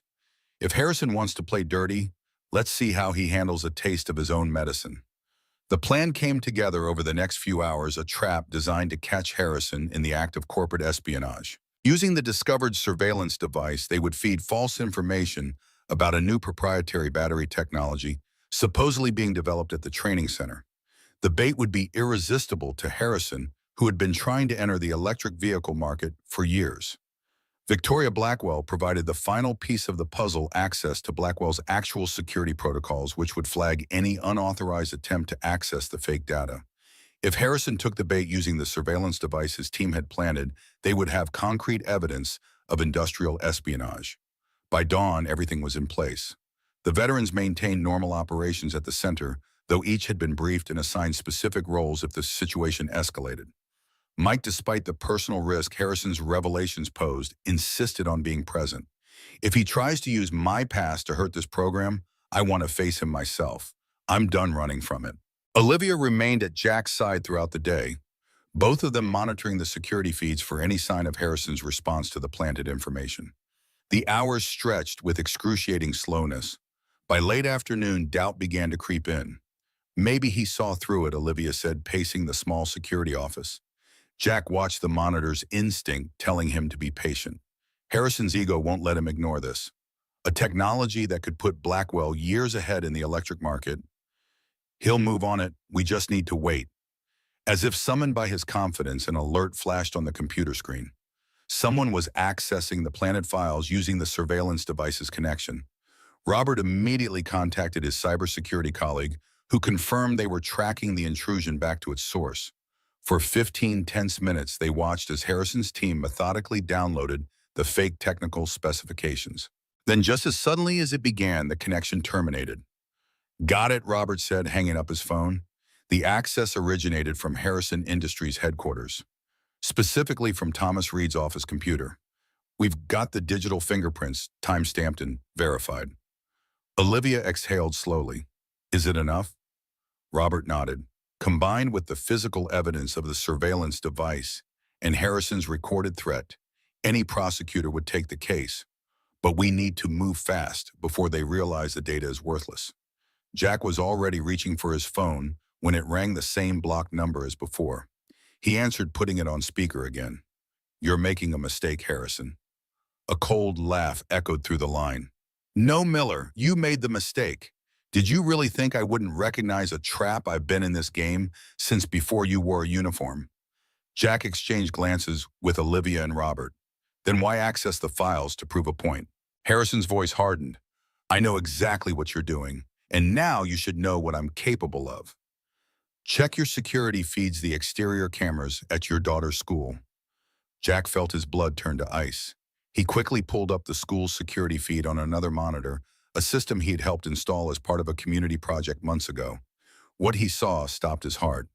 Thomas Reed, easily recognizable despite his baseball cap, was standing across the street from the elementary school, watching the playground where children were enjoying afternoon recess. Emily wasn't among them. She was safely with Betty, but the message was unmistakable. Harrison's voice continued, smooth as poison. Your daughter isn't there today. How convenient.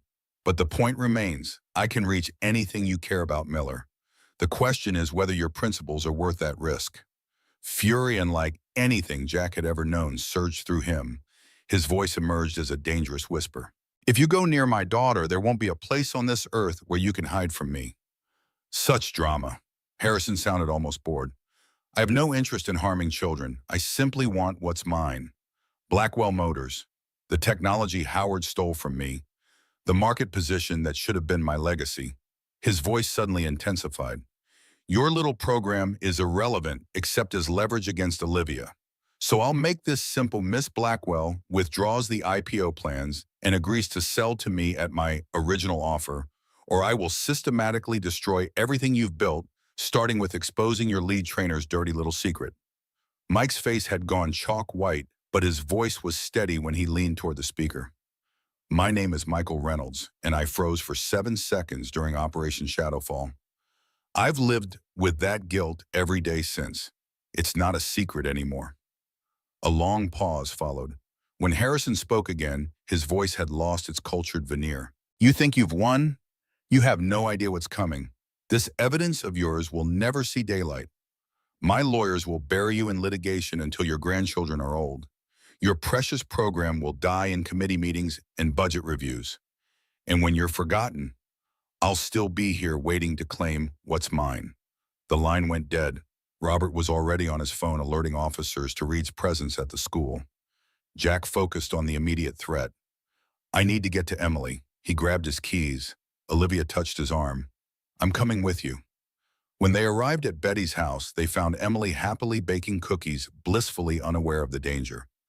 Jack hugged her tightly, breathing in the scent of chocolate and innocence, his resolve hardening, with every beat of her trusting heart against his chest. That night, after Emily was asleep at Robert's house, the safest place Jack could think of, he sat with Olivia on his porch, the weight of Harrison's threats heavy between them. "He won't stop." Olivia stared into the darkness beyond the porch light. "Not until he has what he wants." Jack nodded, decision already crystallizing in his mind. "Then we give it to him. His own trap." The plan they formed that night was audacious in its simplicity. Instead of fighting Harrison through legal channels where his resources could indeed bury them, they would offer him exactly what he wanted: a meeting with Olivia to discuss selling Blackwell Motors. The meeting would take place at the training center with only the key players present. What Harrison wouldn't know was that every word would be broadcast live to the Blackwell board, law enforcement, and select media outlets.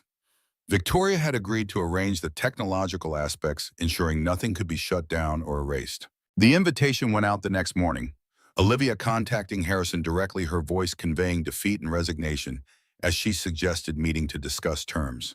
Harrison, predictably confident in his victory, agreed immediately. The 24 hours before the meeting transformed the training center into a technological fortress. Hidden cameras and microphones were installed throughout. Remote backup systems ensured the feed couldn't be interrupted. The veterans took positions throughout the facility, each understanding the stakes went far beyond their individual futures. As the appointed hour approached, Jack found himself standing in the main garage bay, now cleared of vehicles and set up with a simple table and chairs. Olivia waited beside him, outwardly composed, but with tension visible in the set of her shoulders. "Are you ready for this?" He searched her face. She nodded, determination hardening her features. "My father fought him for 20 years. Today we end it." Harrison arrived precisely on time, stepping from a black luxury SUV with the confident stride of a man who believed he'd already won. Thomas Reed flanked him, his prosthetic leg causing the familiar slight limp Jack now recognized from the security footage. Two other men, clearly security personnel, remained by the vehicle. Jack met them at the entrance, maintaining the pretense that this was a legitimate negotiation. "Mr. Harrison, Miss Blackwell is waiting inside." Harrison smiled thinly. "Sergeant Miller. Playing doorman now, I suppose we all must adapt to changing circumstances." Inside, Olivia stood as Harrison entered, her posture straight, her expression carefully neutral. "Victor, thank you for coming." Harrison took in the sparse setting with a dismissive glance. "No lawyers, no board representatives. How informal. I thought we should speak directly." "Given our history," Olivia gestured to the chair across from her. "After all, this negotiation has always been personal, hasn't it?" Harrison settled into the chair with the ease of a man accustomed to power. "Indeed, your father understood that in the end." He offered a cold smile. "I'm pleased to see you've finally accepted reality as well." Jack positioned himself near the wall, watchful but not interfering. Reed stood similarly positioned behind Harrison, his eyes constantly scanning the room with professional paranoia. Olivia opened a folder on the table. "I've prepared a preliminary agreement based on your original offer." Her voice carried just the right note of reluctant surrender. "The board will require some convincing, but with the right incentives." Harrison waved a dismissive hand. "The board will do as they're told once I control the voting shares." His eyes narrowed. "But let's be clear about what this means. The veterans program ends, the IPO is canceled, and you gracefully exit the company your father built." The moment had come. Olivia met his gaze directly. "Before I sign anything, I need to understand one thing. Why you have successful companies, multiple industries. Why this obsession with Blackwell?" Harrison's expression darkened. "Because it should have been mine. Howard and I developed the core technology together. We were partners until he cut me out, claimed my innovations as his own." He built an empire on my work. His voice had lost its polished edge, revealing raw anger beneath. Everything you have should have been my legacy, including sending thugs to threaten women in diners. Olivia's voice remained calm, but her eyes had hardened. Including corporate espionage, including threatening children. Harrison's face tightened. Business requires decisive action. You've played the game poorly, Olivia. Unlike your father, who at least recognized a worthy opponent. A worthy opponent doesn't plant illegal surveillance devices. Olivia slid a photograph across the table, the device Mike had discovered, or use former military contractors to intimidate civilians. Harrison's expression didn't change, but Reed shifted his weight behind him, hand moving slightly toward his jacket. Jack tensed, ready to intervene. Allegations without proof. Harrison pushed the photograph back toward Olivia. Corporate theatrics won't change the outcome today. Either you sign the agreement, or I activate the other options we discussed. Olivia leaned forward. You mean threatening my partner's child? Attempting to blackmail a decorated veteran? Stealing proprietary information?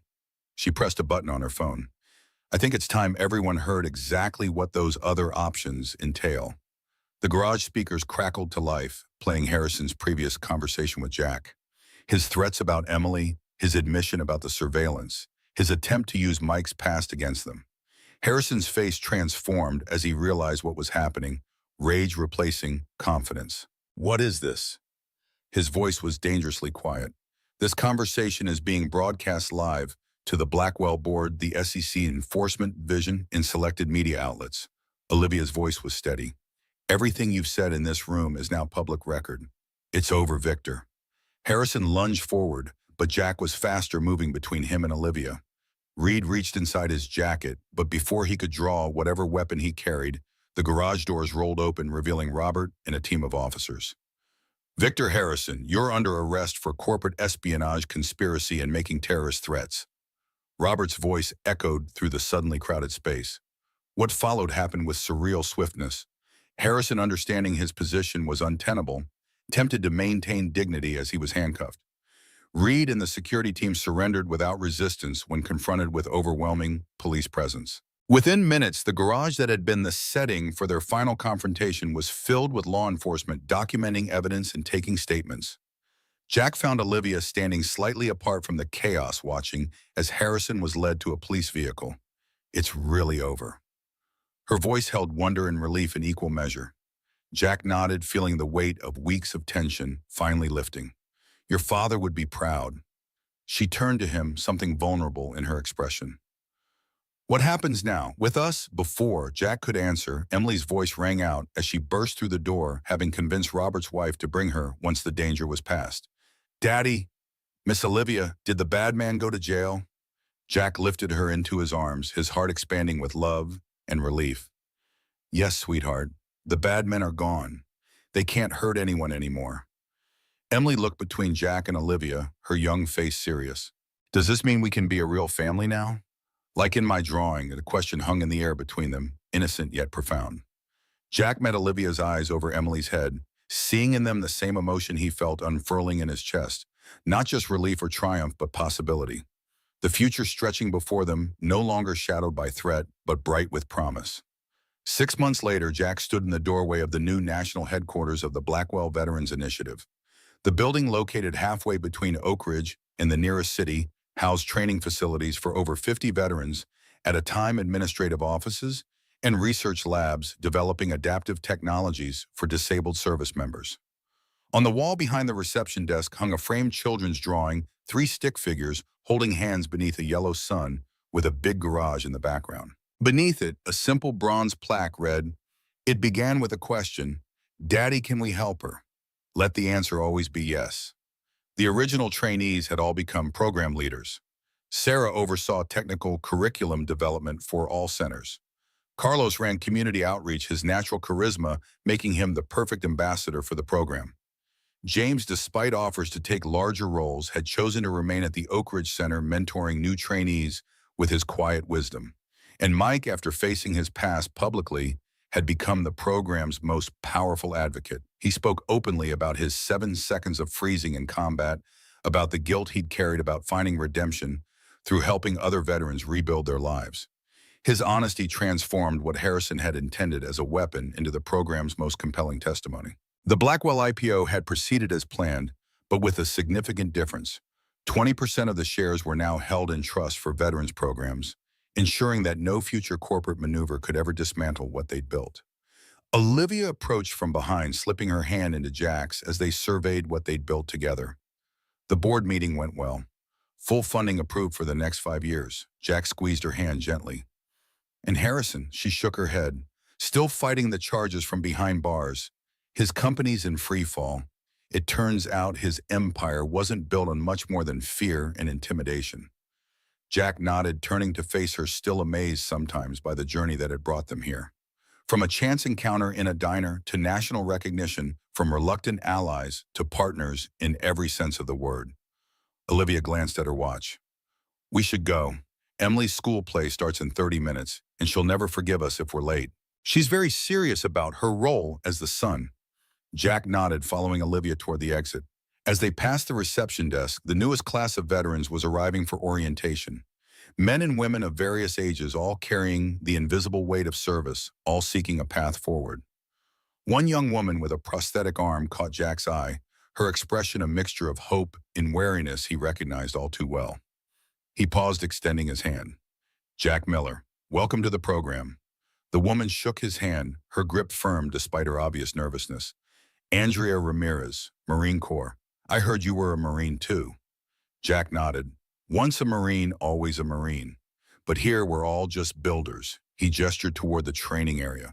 We take what's broken and make it stronger than it was before. Andrea's posture relaxed slightly, something like hope flickering in her eyes. I'd like that, to build something again. Jack smiled, recognizing in her the same potential he'd seen in Mike and Sarah in himself when Olivia first appeared at his garage.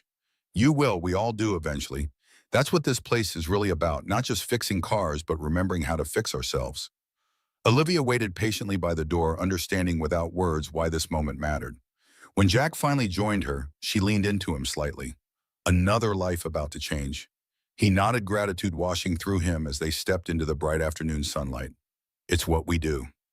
Later that evening, they sat on the porch of the cabin, now their family home, watching Emily chase fireflies across the lawn. The future that had once seemed so uncertain now stretched before them with purpose and clarity. Not because all the challenges were gone, but because they'd chosen to face them together. Jack thought back to that night in the diner, to Emily's simple question that had changed everything. He'd taught her that kindness mattered, that helping others was important. But she had taught him something equally profound, that sometimes the most powerful rebuilding begins with the smallest acts of courage. Daddy, can we help her? And they could, and they had, and they would continue to do so. One broken piece, one shattered life, one renewed purpose at a time. Together they walked toward the future they had built, not from grand visions or corporate strategies, but from one simple act of kindness, one child's innocent question, and the understanding that sometimes the most powerful rebuilding happens in the most unexpected places.